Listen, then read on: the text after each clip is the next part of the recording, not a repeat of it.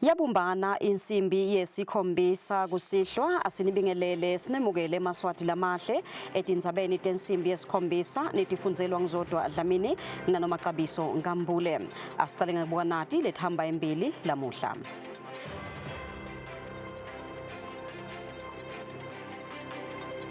Liphini landvunankhulu livakashele enhla nesifundza asakahoho kuyawubuka kutsi kuchubeka njani kwakhiwa kwemakhaya lasitfupha lakhiwa ngekubambisana kwembutfo yetekuvikela kanye nemvalo wesive.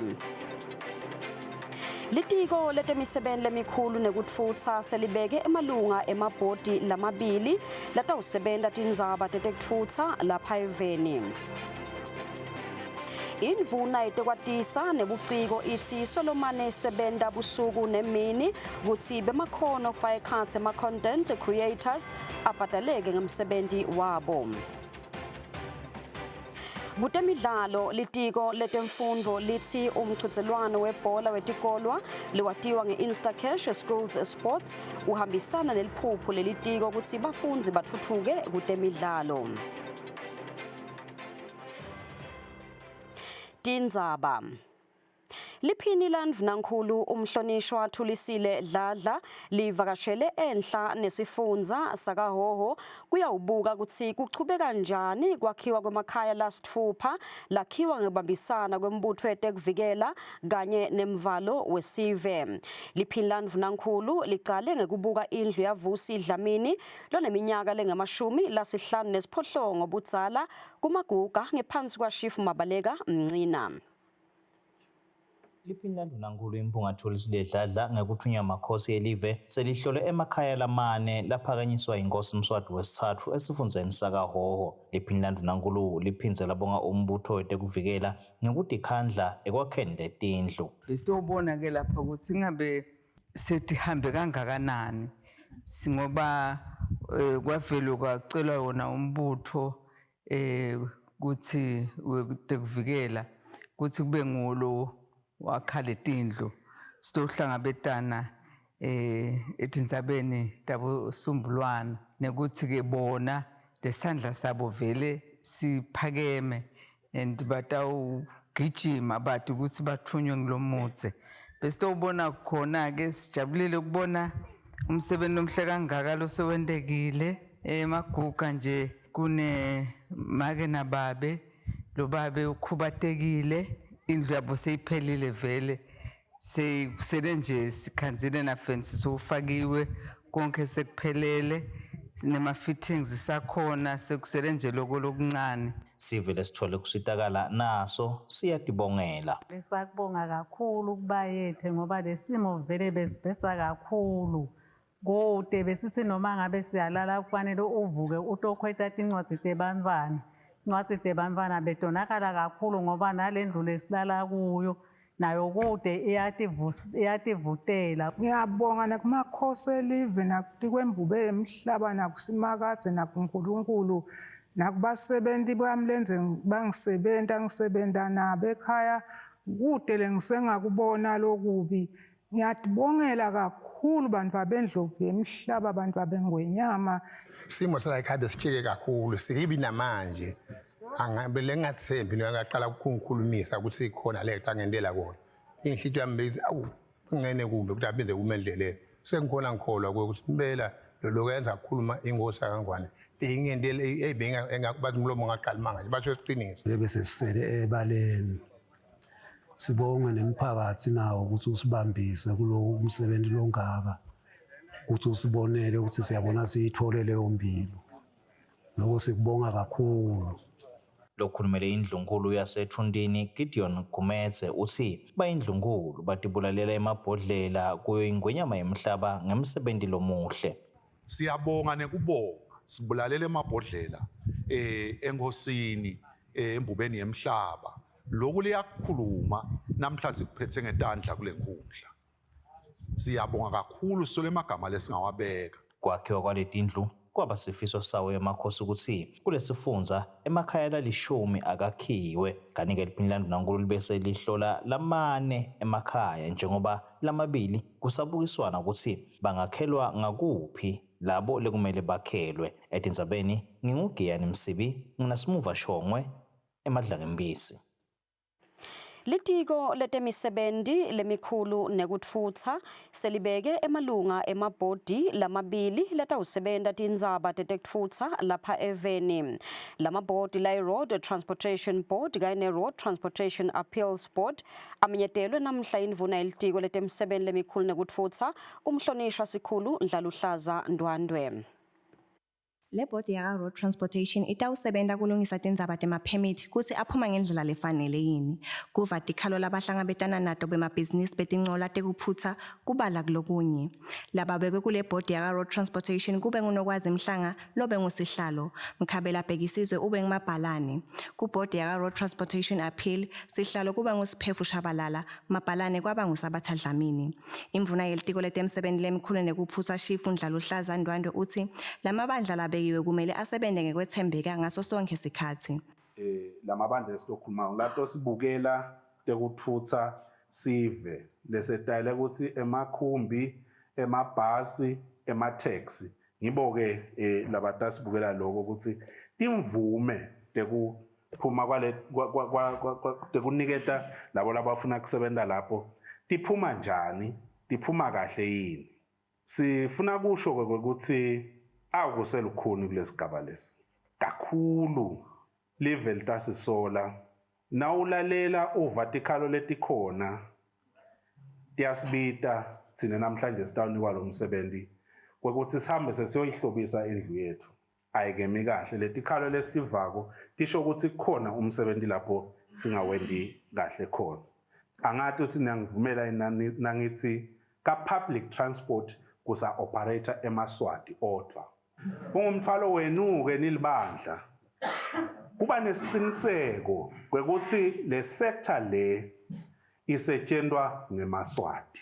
Emalunga lamasha labekiwe ethembisile ukuthi atosebenta ngekutikhandla, achaza ukuthi uma babhekana nenkinga thide batocela kulo litiko ukuthi libabambise. Nathi siyabonga ukuthi sikhanze uhulumende akhetha lokho kuhle kubhalwa nekuma-report lamakhulu elive bonke bo-Citizens Empowerment Act bakopa kithi ngalana ka-transport ukuthi lokhu kweMaswati. And I believe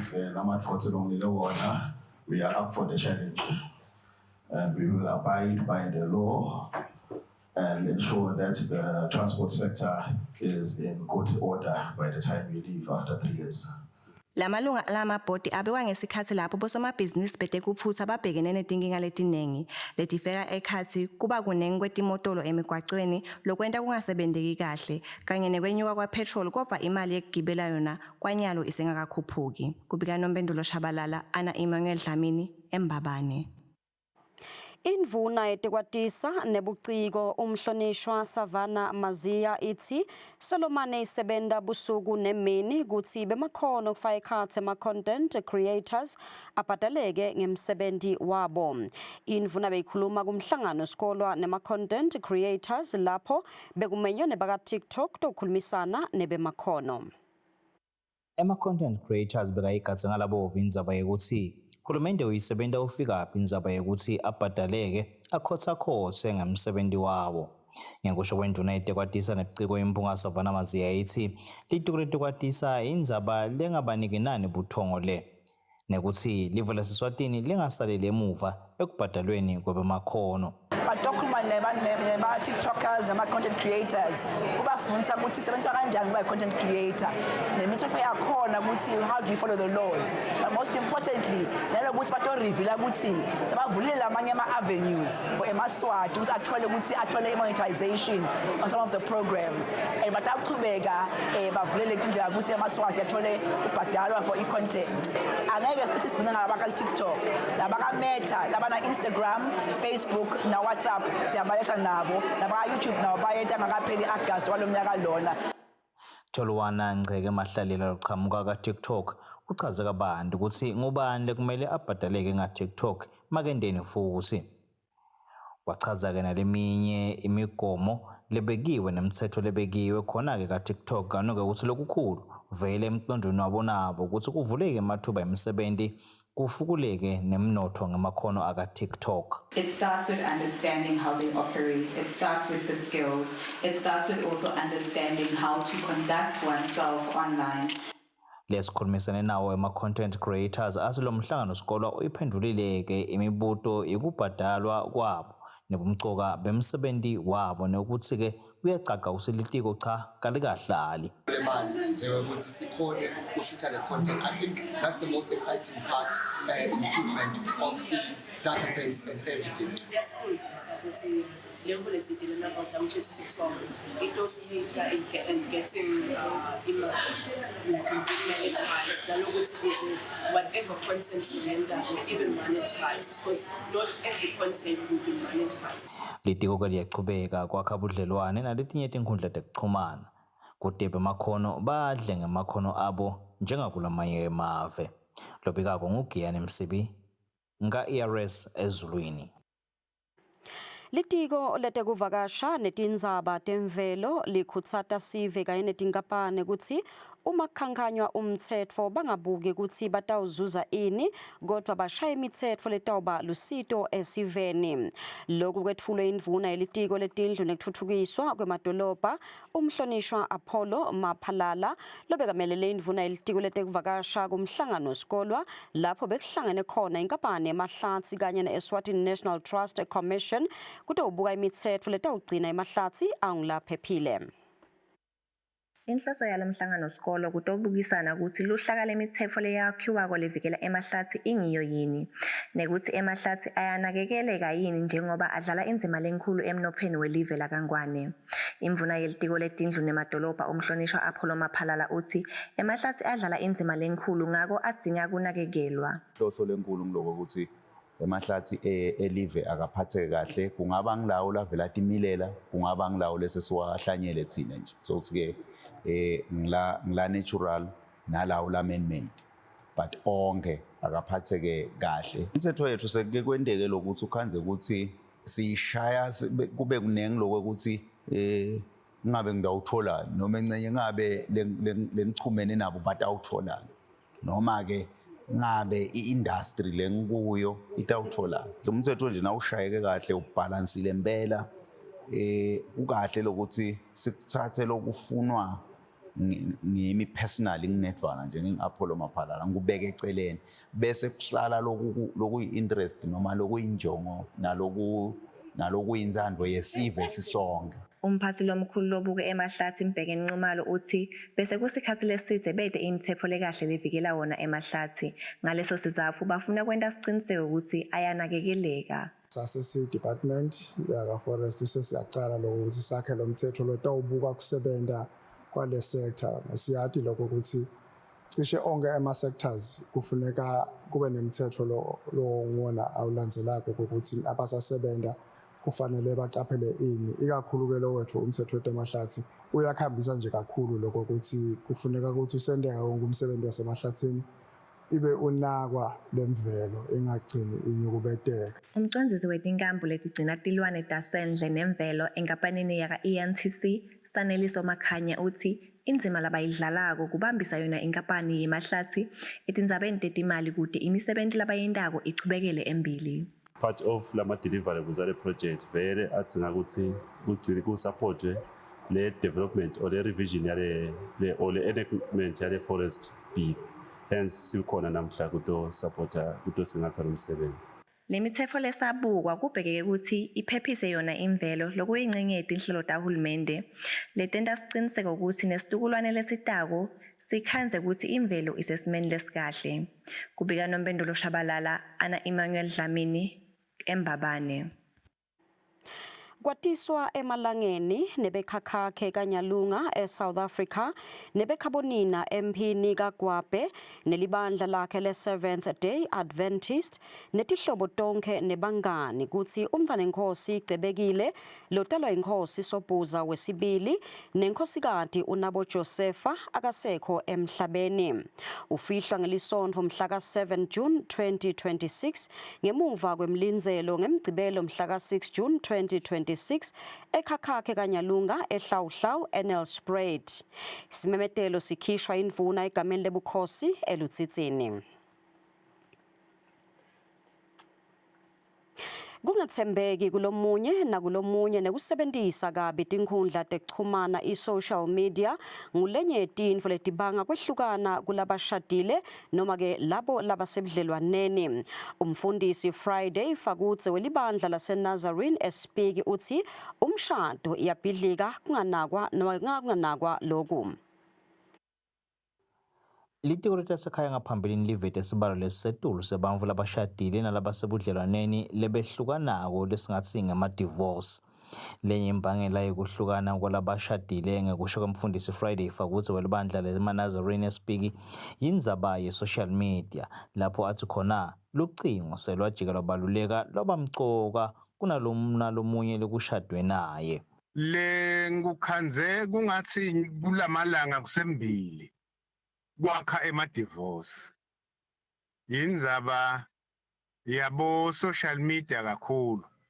Bantu sebathunjwe kakhulu lucingo into lefikako kodwa ke ngenxa yokuthi lo lucingo linetinto leti attractive nekuthi uyakhona nekuthi expose wena lalicingweni ukuthi uyakhona kutiveta kubantu labaningi lalicingweni so kwenta sengazuthi ke umuntu sokufanisa namathele licingweni kanzi the time now namathele licingweni bese kulahleka lokwekuthi umuntu bese akasakwati ukuthi kufanele ahloniphe lomunye lashade naye so uhlonipha lo lucingo lwakhe lo muntu sonamathelela kulo lucingo lwakhe phela lokhu lokumele ukuthi lomunye akwende kulomunye bese uyakhohlwa kangangoba msibi kubuhlungu lokuthi letinto letetla licingweni timbamba lo muntu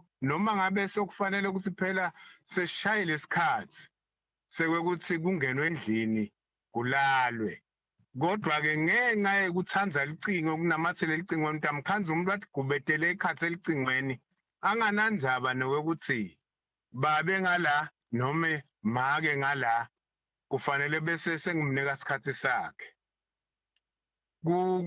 kwapromothile ama-divorce ke nako kwelo kwa social media kodwa ke noko ke msibi ke lapho ke kuhamba kushiya nebantu uma abantu bakhulumisana bevana kuye bese kuhamba kuba ngcono kodwa ke kuba lukhuni kulabo lokhanze ukuthi bathi noma bakhulumisana ukhanze ukuthi bese lento ilahla ikhipha loluthando lwemshado lebunye lekuhlala ndzawonye lwekuhloniphana.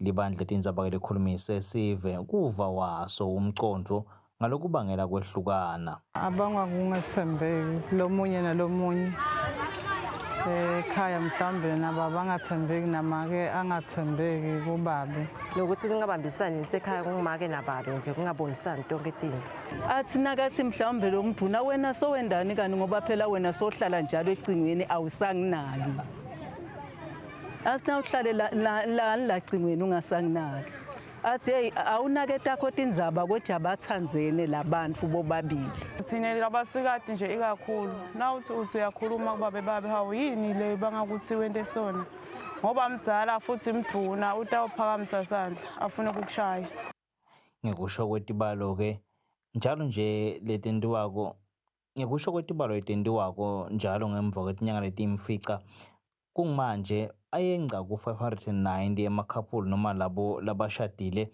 labahlukanako ngetizatfu letehlukene kaningi lesinye setizatfu nguleso sekungabi khona kahle kwemali yekhikhini. Umfundisi Fakutse bakanetifundo talabashadile nalabayoshada esontweni le-Life Changing World Global Church enginamadolo lobikako nguGiyani Msibi ngisembabane. Sivumeleni Maswati Lamahle sibahlole timakethe nasibuya tindzaba titawuchubeka.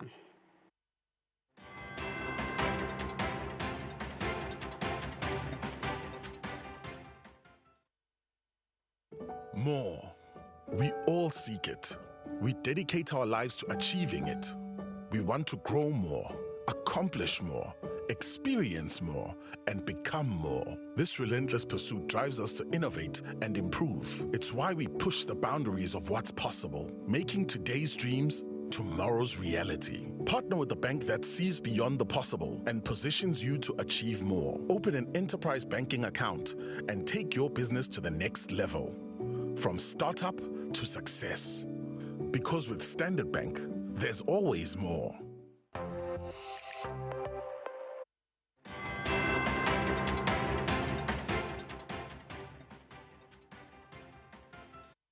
Siphinze sinemukele maswati lamahle tindzaba entetfu sichubeka ke nato tindzaba. Litiko letemcebo waphansi nemandla latisasive kutsi intengo ya petrol itakwenyuka nga 90 cents iliter bese kutsi intengo ya diesel iyehle nga 2 emalangeni 40 cents iliter kanti intengo ya paraffin yona itakwehla nga 2 emalangeni 90 cents iliter. Litiko lithi iliter petrol seyitawubita 26 emalangeni 17 cents iliter, diesel abite 29 emalangeni 20 cents iliter bese kutsi paraffin abite 23 emalangeni 38 cents iliter. Lentengo lensha petrol, diesel kanye na paraffin itawucala kusebenza ngalesihlanu mhla tisihlanu kulesetulu. Sichubeka nato tindzaba. Tingxoxo mayelana nekwakhiwa kwemtsetfo wekufakwa kwebantfu kubetimali kuleli seticalile. Lokhu kwentiwa kude kutawuchutjwa imetamo yelive yekukhutsata kuhlanganyela kwetinhlangotsi letahlukene emnotfweni. Lo mtsetfo lohlongotwako ufika ngesikhatsi lapho live leSwatini lifuna kwakhela emphumelelweni letfolakele ngaphansi kwemkhombandlela lokhona we-National Financial Inclusion Strategy. Lakangwane lisemkhankasweni wekucinisa luhlaka lwetetimali yekuthi kube nemthetho locondzana nalolu hlangothi lolufaka wonke umuntu i-Financial Inclusion Framework Legislation. Lesi sinyathelo lesitawusita kugucula indlela lekufinyelelwa ngayo etinsiteni temali. Nanoma umkhombandlela lokhona we-National Financial Inclusion Strategy wa-2023 kuya ku-2028 uveta ukuthi tiyatfokotisa tinombolo tebantfu labanelwati tsite ngemali financial inclusion tiphansi tinombolo talabo lababolekwako ikakhulu bosomabhizinisi labancane nebalimi. Umphathi we-Center for Financial Inclusion Sizakele Dlamini uthi loluhla lolukhulunyiswa ukuthi lube ngumthetho lubheke ukuthi livete sithombe lesingiso ngokusebentisana kutetimali kuleli i-coordination in the financial inclusion ecosystem. Our target groups as the Financial Inclusion Center are mainly the underserved populations. Collectively now, we are all interested in the improvement or the betterment of lives of the citizens. And that includes access to finance, it includes financial products that are affordable. Uthi loluhla lungaba ngumthetho lotawubuketa tinhlangothi letitsintekako i-draft legislation uthi lutawubhekana ngco nebantfu emabhizinisi netinhlangano letiyaye tingazuzi kahle imali ngenxa yetizatfu letahlukene kufaka ekhatsi kubate sibambiso. Uthi ngaloku kutobalula ukuthi netinkampani letitshala imali noma tiboleke emabhizinisi lasasungulwa takhe tisombululo temali letikhetsekile naletifanele lefuthi tingeke timbeke colo ma-affordable financial products. Lo mthetho losabhalwa kubheke ukuthi ubhekane ngco netingcinamba letikhona kule National Financial Inclusion Strategy. Leti tifaka ekhatsi kungavikeleki kwebathengi kanye nekuthuthukiswa kwetinhlelo temali ngetebuciko e-digital financial services. Lobekamelele emabhalane lomkhulu etiko letemafa nomphumelelo msibi uchaze ngetingoni letitawunakwa ekubeni kuphumelele umthetho lokhethekile i-Financial Inclusion Bill.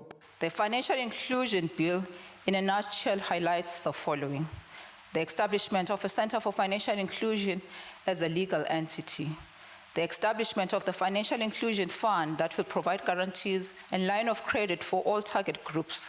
Uthi lo mthetho utawuvumela kusungulwa kwesikhwama semali i-Fund for Guarantees, kusungulwa kohlelo lapho bantfu batofundiswa kabanti ngemali i-Financial Literacy Academy, kanye nekumiswa kwe-Center for Financial Inclusion njengoluhlangothi lolutimele. Kulokuhlangana kwaletinhlangotsi kuphindze kwavela kusebenta nekuphumelela kohlelo lokuthuthukisa emabhizinisi i-FinClude. Kulolu kuvele ukuthi tinkampani letibambisene ne-Center for Financial Inclusion setiboleke tinhlangano nebantfu labangu-1,297 imali loans disbursed kanti imali lekhishiwe ibalelwa ku-9.5 million emalangeni. Kubika nothi lesithole anavumko sinzinisa ezulwini. Inhlangano yaphilani Maswati Charity Organization yamukele lusito lwemali lelinganiselwa ku 300,000 emalangeni letokwelekelela umcimbi webiggest braai kanye naleminye imisebenzi lentiwa ngulenhlangano lefaka ekhatsi kusita labeswele nebantfu labadzala. Lolu sito lulethwe inkampani yakaHerbal Wellness lokuyinkampani yelive laseNingizimu Afrika. Sihlalo wenhlangano yaphilani Maswati Lutfo Dlamini nakemukela lolu sito uthi kuyamtfokotisa kubona tinkampane tibabambisa basachubeka nemsebenzi wabo wekusita sona sive seMaswati. Tenyuka nga 54.5% tinombolo tetivakashi letingene kuleli ngempela-sonto yemcimbi we-MTN Bushfire Festival lebetibuya ngaphandle kwakuleli. Lokhu kucukethwe ngumbiko welibandla letekuvakasha lokhomba kutsi kuzuze netindzawo tekuphola nekungcebeleka kufaka ekhatsi emahhotela. Umnotho wemcimbi we-MTN Bushfire ukhomba ukukhula njalo ngeminyaka. Ngekusho kwembiko olokhishwe libandla lelibuye tekuvakasha emalangeni lasihlanu kusuka kumhla 27 kuya kumhla 31 enyangeni yeNkhwekhweti bangu-50,403 bantfu labangene kuleli. Lokhu kukhomba ukukhula nga-11.5% nakucathaniswa neminyaka lophelile sikhatsi lesifanako. Kulena nombolo 28,392 webantfu betsabuka kulamanye emave kanti 22,011 wabo ngeMaswati langahlali kuleli. Tivakashi letibuya kulamanye emave tikhombe kunyuka nga 54.5% umnyaka neminyaka lokukhomba ukukhula kwalomcimbi lokungulenye lemikhulu kulelivekati le-Afrika. Live le-South Africa lingenise bantfu labanyenti lababalelwa ku-64%. 16.8% babuya eMozambique, kanti 5.8% babuya eZimbabwe. Kulabo labachamuka ngesheya kwetilwandle linyenti labo liholwa ngulababuya eMelika, balandzelwa ngulabachamuka eFrance kanye naseNetherlands. Kukhula kwelinani letivakashi kube nemthelela etindzaweni tekuphumula nekungcebeleka. Lokhu kungobe emakamelo ekulala begcwele ngalokungu-78.6% kusuka ku-73.7% sikhatsi lesifanako eminyakeni lophelile. Emahhotela azuze kakhulu-ke, kanti-ke tivakashi tona betigcwele tifika ku-83%. Nakubuka ngetindzawo letahlukene eveni, tindzawo tekuphumula kamanzini betigcwele tivakashi nga-82.3%, ezulwini nga-80.5%, kwase embabane kwaba ngu-73%. Lokhu kukhomba titselo kutemnotho letilethwa ngulomcimbi ikakhulu etindzaweni letikhanga tivakashi. Kubika Notshelesithole naVumbosinzinisa embabane. Etimakethe takamhlaba basilungisele nangu umbiko wetimali.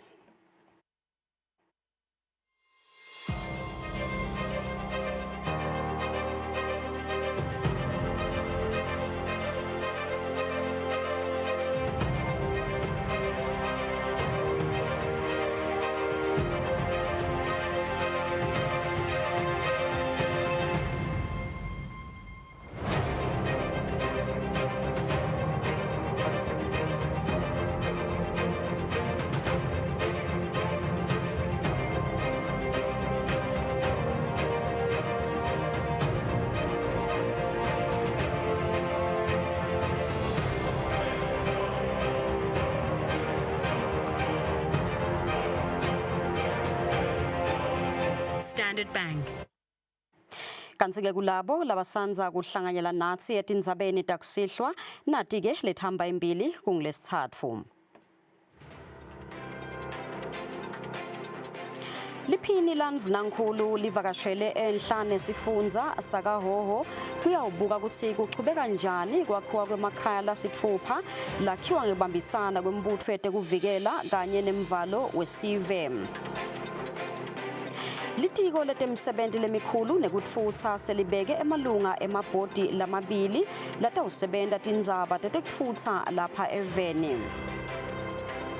Kanti-ke kunati letiseta tona titsi lihhovisi leliphini laNdvunankhulu ngekubambisana ne-Inyatsi Foundation livakashele likhaya lelidzinyile eNkonga ngaphansi kwenkhundla yaseMatsanjeni South lekungulelinye lemakhaya lasandza kuvakashelwa liphini laNdvunankhulu ngenhloso yekunikela kudla.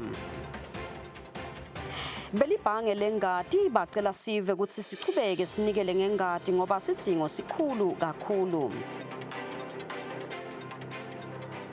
Sichubeka nato tindzaba sitawubuka nathi letiqhamuka etinkantolo ta kuleli.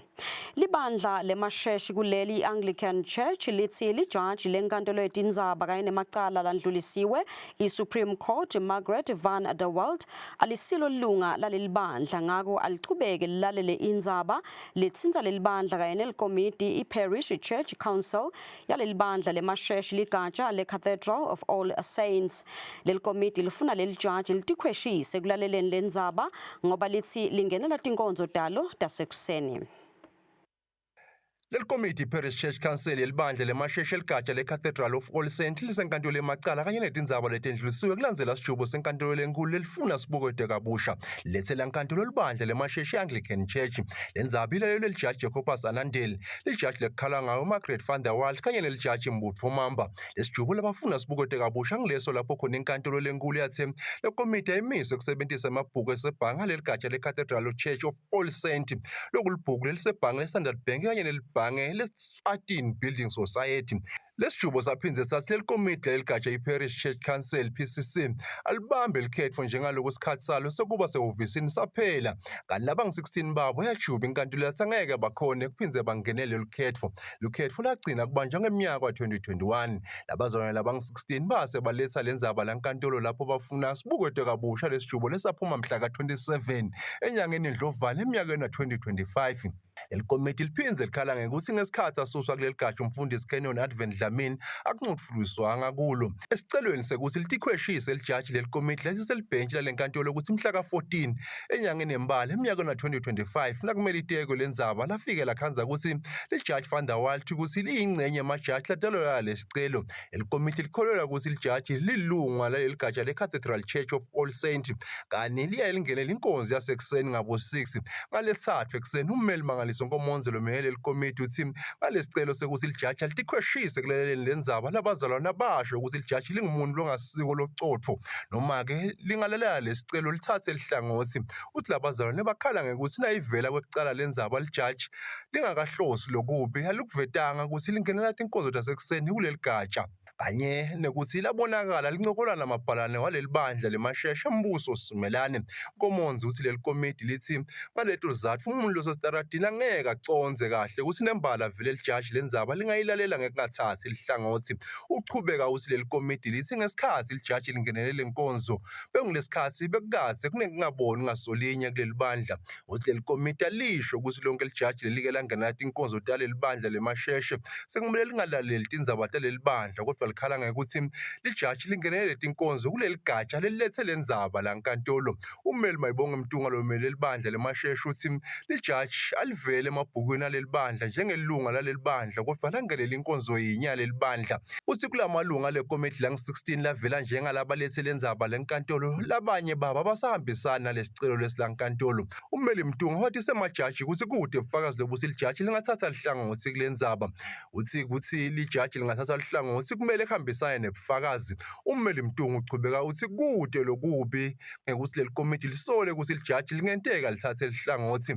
Uthi kodwa-ke uma leto tinsolo seticonzisiwe njengakulendzaba ukuthi lijaji alisilo lunga laleli bandla ngakho kumele bese lesicelo sekuthi lijaji litikhweshise sicithwe ngelifastelo.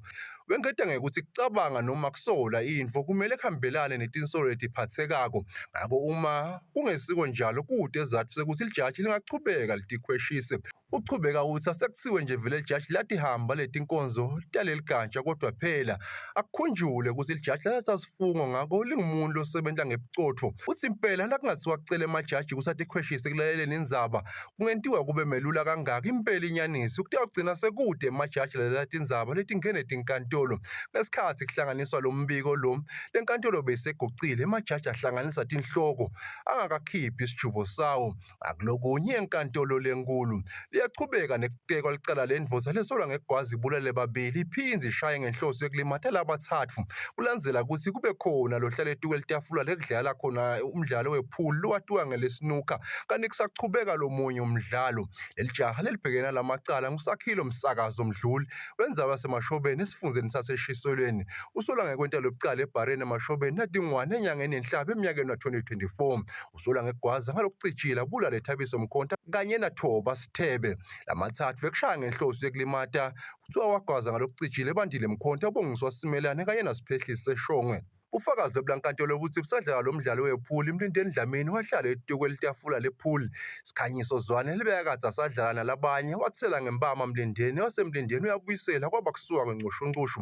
labanyenti bebakadze bakulelibhala nanabo bangenela balwa kodwa wagcina bakhalinyelwe waphinze futhi Sikhanyiso wala naletho lapho sasesicuku lokusimbayane sishaya Sikhanyiso lebaze simsola ngekuthi uphethe umukhwa emuva kwesikhathi lebasekela Sikhanyiso babuda kulesicuku ukuthi simshayelani kodwa Sikhanyiso lobufakazi buthi umufi Thabiso wanalabanye bashala bebakaze babuda ukuthi ushayeleni Sikhanyiso lobufakazi buchubeka ukuthi isimo saphinde sakhalinyelwa kodwa kwabonakala abongiswa Simelane opha enhloko wasugibele etuku elitafula lesinuka wasutiwisa etuku kaSiphetho Mdluli base bonke bawela phansi lobufakazi buthi abantu bafaka ekhathi umufi Thabiso bavulela impama nesibhacu kuSiphetho kule ngcushungcushu leyo ufakazi ukuthi umsolo alibangise kophuma eminyango wabonakala gwaza ngalokucijile Siphesihle Eshongwe kanye nalabanye abantu ufakazi ukuthi akuphelanga mzuzwana mngakhe wabonakala awaphansi opha umufi Thabiso ngase kungeneni kwaleli bhara bebakadze bakilo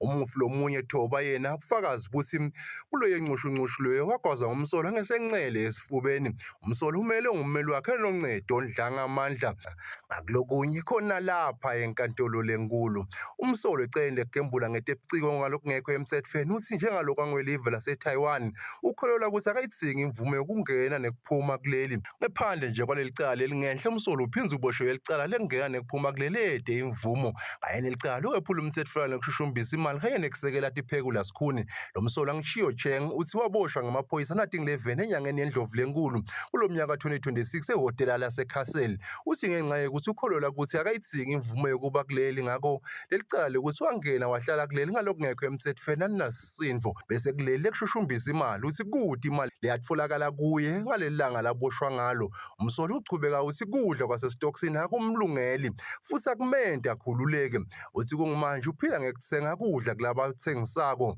uthi uyafa indlala esitokisini njengaloko akhona kudla kanye ngelanga lesicelo semsolo sekutokela ngephandle sicutshiselwe embili kanti umbuso uyasiphikisa lobikako ngumfortune Dlanga amandla ngisenkantolo lenkulu Lihovisi leliphini laNdvunankhulu ngekubambisana neInyathi Foundation livakashele likhaya lelitsingile eNkonga ngaphansi kwenkundla yaseMathanjeni South lekungilelinye lemakhaya lasandza kuvakashelwa liphini laNdvunankhulu ngenhloso yokunikela kudla lo mndeni useluhlweni lwemindeni letawakhelwa tindlu lihovisi leliphini laNdvunankhulu Kuleli khaya kuhlala gogo leminyaka lengama-60 lohlala namadokulu bakhe labayimfica lomele lo-ofisi leliphini laNdvunankhulu noMcebo Dlengethwa longumcondzisi weliphiko lelibuka abantwana uthi lokudla lokunikelwako kubite imali lengu-5,000 emalangeni.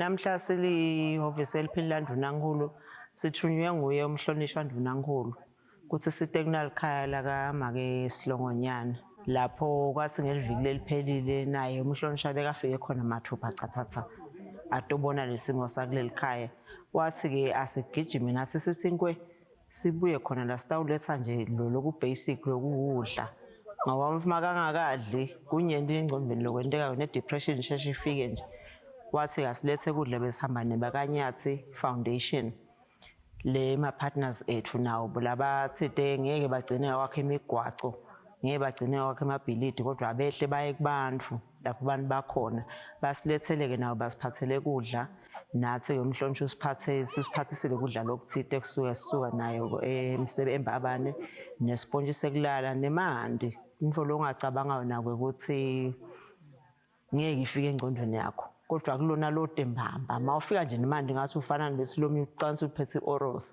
kanti uphethe nje manje besitawuletha lokho namhlanje kutoletha isiciniseko sekuthi njengoba umhlonishwa asho ngiliviki eliphelile kutawakhiwa kuleli khaya. Gogo Manomakanye ubungalesipho sokudla. Ngeke ngisalamba neligusha ngidala ikhawusi ngiyakhanuka ngale konke malanga. Ngidle nabantu abami labafunda tintandana letinganabo umama. Bengihlupheka kakhulu malini. Ngihlupheka kakhulu. Lina lo makhelwana la kami lo lapha bekathi akuyolala edladleni ngiba sengiyabuka ledladleni indolala kusebenini edladleni ngoba phela idladla lebantwana leli kusasa lokuthi angicosha angihlale khona lamantini ngahlala khona lamantini toti nje lo nizemfika nini ndongihlelile sukela nje kulokuna letimvula letinengi nekuhusha kwente konke bagijima bomakhelwane badongihlola ukuthi uthakawelo yadindlu nalabantwana labantwana bangafuni kusuka kimi. Kudla lokunikelelwe lelikhaya kufaka ikhathi inyama yenkukhu, imfishi, impuphu, lubisi, shukela, kulokunye. Kanti sevikini eliphelile liphilana mvunankulu impungathulisile edladla nalivakashele kuleli khaya lathi lakhelwe indlu lekumele beyiphelile ngenyanga yaKholwane. Kubika Thando Kuhle Mdluli, Matsanjeni South. Belibhange lengadi iBlood Bank bacela sive ukuthi sichubeke sinikele ngengadi ngoba sidingo sikhulu kakhulu. Belibhange lengadi bathi kude simo sengadi noma kude simo sengadi sihlale singilesikahle ebhange lengadi bethembele khona eMaswatini. Belibhange lengadi bathi ingadi ihlala isidingo njalo nje ngakho ke bayacela kunikelelwa ingadi. Sive sibavakashele lunganjalo njalo libhange lengadi ukuthi ihamba umgamu lomuthe kusiteni labo labayithingako ingadi lenikeliwe kungafiki lapho khona sebaphuma baqela batigicida esiveni. Eveni leMaswati vele ikhonyana lenkinga yokuthi ingadi ihlale ithingeka ngaso sonke isikhathi. Njengalokhu sathi ukuthi ingadi itholakala kubantu kude lenzawo la singayithola khona. So sihlale singiloko sisho nje ukuthi eMaswati yakavele ate unikela ngengadi ko onke emalanga kuthi tonke tindzawo futhi lapho sitholakala khona. Siyatholakala eMbabane ngendasi kwesibhedlela, siyatholakala kaManzini ngendasi kwasePosini eceleni kwasemaphoyiseni. Siyatholakala nakaHlatsi esibhedlela lapha idule OPD. Kunengadi lekuthiwa ngu-blood group O, kuna O positive na O negative. Ngiyona liyaye ikhona ke cishe kunikelela wonke umuntu nakulesikubita nga-universal donor ngokuthi yona noma ngabe ung-A uyakhona kuyithola noma ngabe ung-B uyakhona kuyithola. So siyaye sigcizelele ukuthi abantu babete batonikela kona kude lokuthi lenye imigcoka kunalenye sengilokuthi le ndlela lesebenta ngayo ikhanzakale lenye isebenza kakhulu kwenza lenye. Umuntu lo nawo lama tattoos uyaye akhone lokunikela kodwa kunemigomo lokufanele ayihambe angakanikeli. Siyayidinga kwathi lokho ukuthi lapho ayende khona le tattoo indzawo le safe nakulesikubita ngekuthi uyende under sterile procedure. Phindze kube nesikhathi la tasihlala emva kwende lama tattoos before anganikela. Uma ngabe kukhona lokungathembakali kahle siyaye sidinge lokuthi umuntu kube nema test latsite lawendako la tasinike tatsine thologcina kokuthi uthi asenda le tattoo kwabe bede tifo latitfolako siyathi ulinye isikhathi ama tattoos masiwenda sesikhanze sesharisha nyalithi lokho ke kungeko lokungodi kakhulu lesingakudzingi ukuthi umuntu akwende kungako siyayifuna kwathi lokho ukuthi le tattoo uye nenzaweni lekahle lapho isterile khona hayi phasi sihlahla. Njalo ke wengce wathi labagula ngetifo tsite labanatsa tshwala ngalokweqile nalababhemako nalabadla tidzakamizwa bona ke abakabhekeki ukuthi banikele ngengadi. Lobikako ngugiyani Msibi ngisembabane.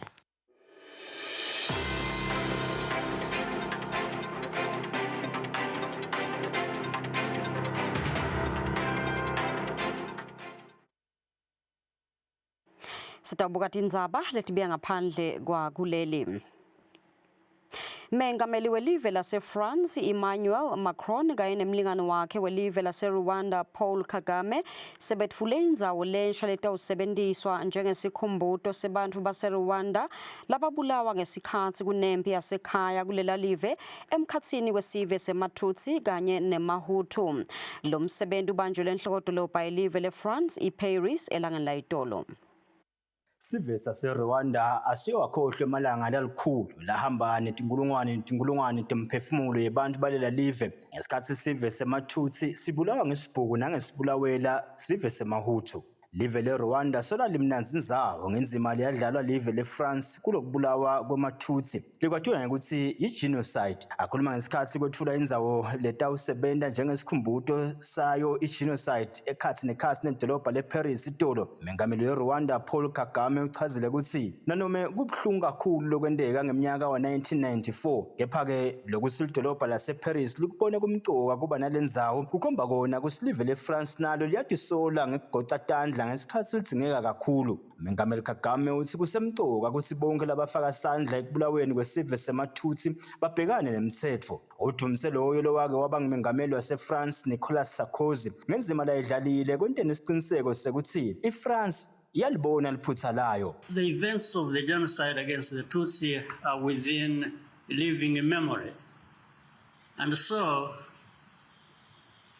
the work of memory necessarily begins with their word.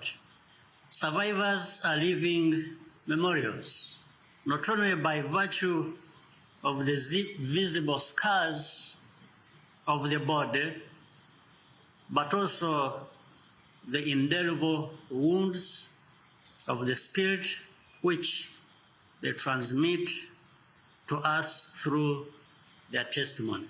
Kagame ubonge uhulumende wase-France kakhulukazi mengameli Emmanuel Macron ngekwenta isiqiniseko sekuthi baboshwa bonke abantu lababhebhetela i-genocide labahlala eveni lase-France. Letivela eveni leKenya tithi sive saseKenya sivuke umbhejazane sangena italadini enhlokodolobha yelive eNairobi kukhombisa kungahambisani nani nesinqumo sahulumende wamengameli William Ruto sekwemukela lusito loluvela eveni leMelika sekuthi kwakhiwe sakhiwo lapho kutawugcinwa khona abantu baseMelika labasolakala ukuthi banesifo se-Ebola kule live leKenya. Inkantolo yaseKenya ikumisile kwakhiwa kwalesakhiwo kepha-ke mengameli William Ruto uthi kude lokubi ngekwakhiwa kwalesakhiwo njengobe kutawusita abantu baseKenya kude lesifo singanzi kulela live. Facility that is at Laikipia Air Base is not a facility different from all the other facilities that we have across Kenya. We have 23 other facilities set up,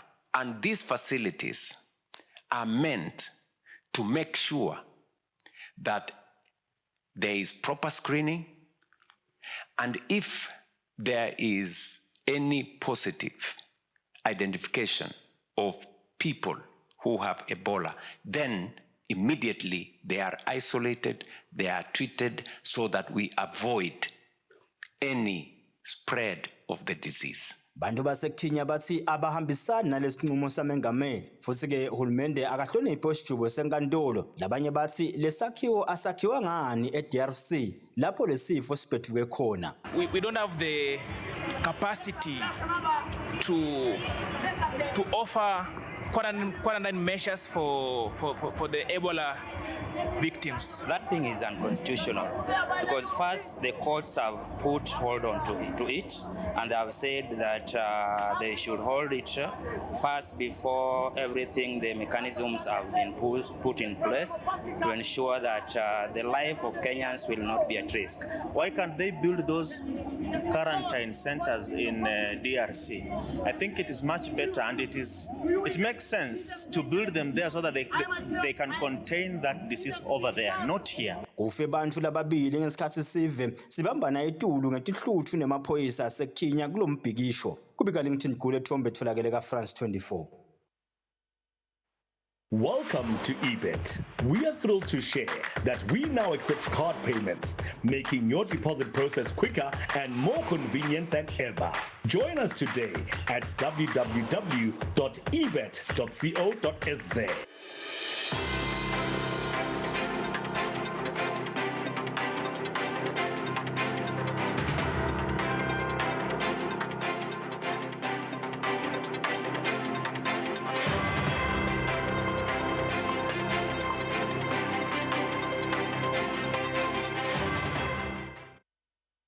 Sitawubuka nati tindzaba tetfu temidlalo. Litiko letemfundvo litsi umchudzelwano webhola wetikolwa lowatiwa nge-Instacash Schools Sports uhambisana neliphupho lelitiko kutsi bafundzi batfutfuke kutemidlalo. Loku kuvele ngesikhatsi inkampani ye-Instacash ngekusebenzisana nenhlangano ledlalisa imidlalo yetikolwa babambe umcimbi wekwendlulisa tembatfo kumacembu lang-16 latawungenela sigaba se-last 8 salemidlalo yalonyaka. Lo msebenzi ubanjelwe endlunkulu bola embabane. Kampani ye-Instacash ngekusebenzisana nenhlangano ledlalisa imidlalo etikolweni eSwatini School Sports Association babamba umcimbi wekudonsana kwamacembu latawuthulana eTulu esigabeni se-last 8 kuyo i-Instacash Schools Tournament baphindze bandlulise netembatfo kulawo macembu lafike kulesigaba. Akhuluma kulo mcimbi labekamelele litiko letemfundvo Sizwa Dlamini uthi lo mchudzelwano uhambisana ngco neliphupho lelitiko kutsi bantfwana bathuthuke kutemidlalo. Live introduce i-program lensha lekuthiwa ke i-competency based education, which is an endeavor to make any skill lanaso umntwana to make a career out of.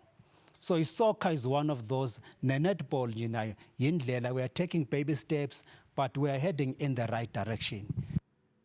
Umphathi wenhlangano lengamele ibhola kuleli Frederick Mgometulu uchazile ukuthi likusasa lebhola licala khona etikolweni. Idlalo lesidlalisako lena letawuthulwa ukhanze kusinalezi zinga la selisetulu kakhulu lelingakhona ukuthi lakhe nebantwana nebadlali labangakhona sibahlabane emhlaba wonke bakhona ukuphilisa bakhona nokuthi bathuthukise nemacembu esive njengoba khona enhlangothi tonke. Umphathi we-Instacash Mandla Chicks Nxumalo kanye namengameli wenhlangano ledlalisa imidlalo etikolweni zakhele emiyeni bachaza ukuthi lo budlelwano buhlose kukhulisa abantwana kanjani kuto temidlalo.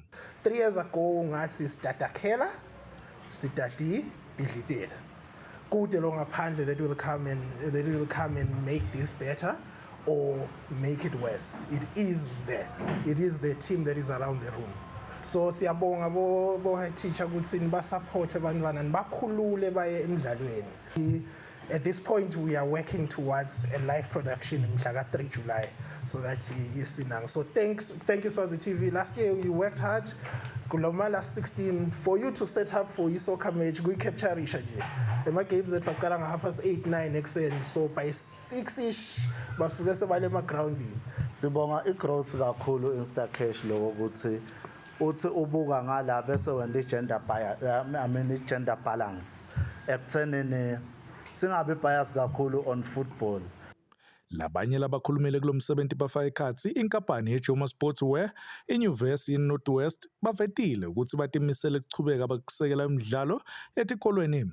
Kube sekudonsana tona tikolo lapho khona umdlalo logadwe ngilabanyenti wema-semifinals lapho khona eMazini Central tawuthulana eTulu neSt John Bosco mhla ka-12 enkundleni yesive kaSomhlolo. Lobekako uLinda Dlamini kanzumbe uhlanzi uFabrice Msonera embabane. Lilunga lenhlangano ye-Premier League of Eswatini Sibusiso Scorpion Nxumalo uthi indlela lensha yokusebenzisa emakhadi lekubheka ukuthi iqale kule season letako kuyindlela yokusita emacembu ukuthi akhone kwakha imali aphindze akhone kudiphilisa ngakusitwa ngibo balandzeli bawo.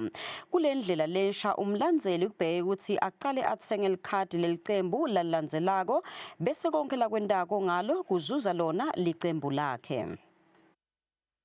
Kuleli khadi sakhela ukuthi leli khadi nangabe lama fans akho athenga ikhadi le mali ibalela MTN asitshele ukuthi le khadi le mamba lakhe so much na ukhumbula nasilonja zase 1800 funa 80 20 rand kuya ku-admin ikhadi lona le physical card in the first year about 50 rand le khadi le swap card. But in the second year, the swap ups about renew most of the money team. Swiss out the money have every Thursday to my teams to assist with game preparation and all those kind of things. So we will see the card level sit and we see why the people are tapping all around. The next step, the first step, the membership. They would say, who are your fans?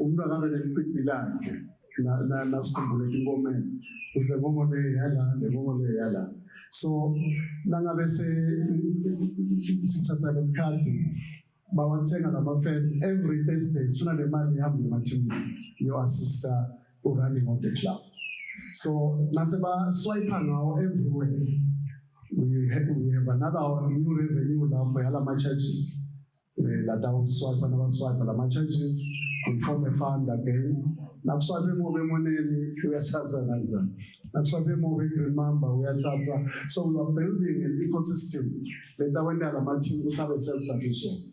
So that long term, let's tie ourselves to the bigger picture. In this way, it's doing a great thing, but it's done in a small way. So that's why that's one of the problems. It's independent as football. In South Africa, because it's not one of the because they organize the league. They sponsor the Bangsan in South Africa to sponsor the league. That's why we have 2 million every month. About 20 million. So that is the bigger picture that's familiar. We can't go alone.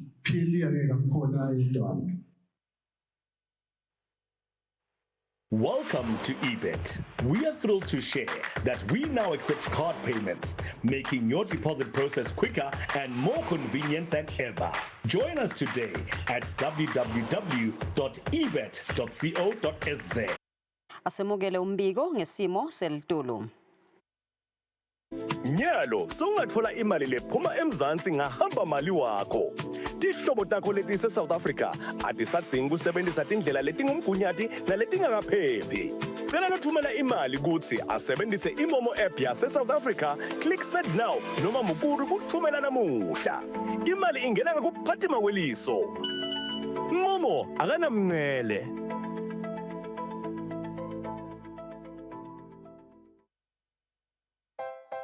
Simo selitulu nilethelwa baka MTN Business. Noma simo selitulu sinjani, MTN Business ikhona kusita ibhizinisi yakho.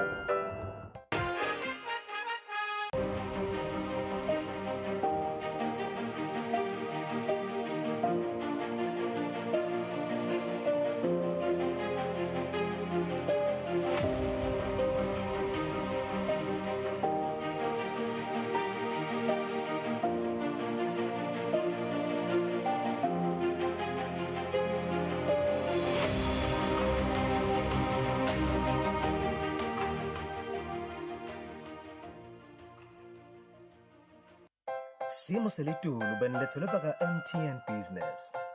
Noma simo selitulu sinjani, MTN Business ikhona kusita ibhizinisi yakho. Phetha tindzaba tetfu asinikumbute ngaleto lebethamba embili.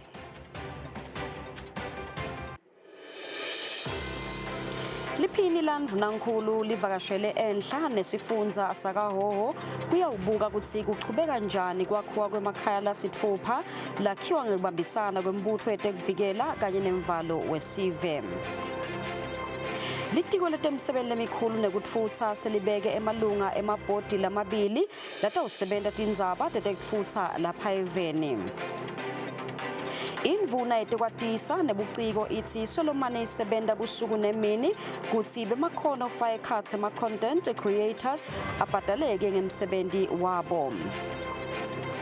Kutemidlalo, litiko letemfundvo litsi umchudzelwano webhola wetikolwa liwatiwa nge-Instacash Schools Sports uhambisana neliphupho lelitiko kutsi bafundzi batfutfuke kutemidlalo. Stishas dibeka lapho maswatla mahle ndzaba delisuku nisale kahle.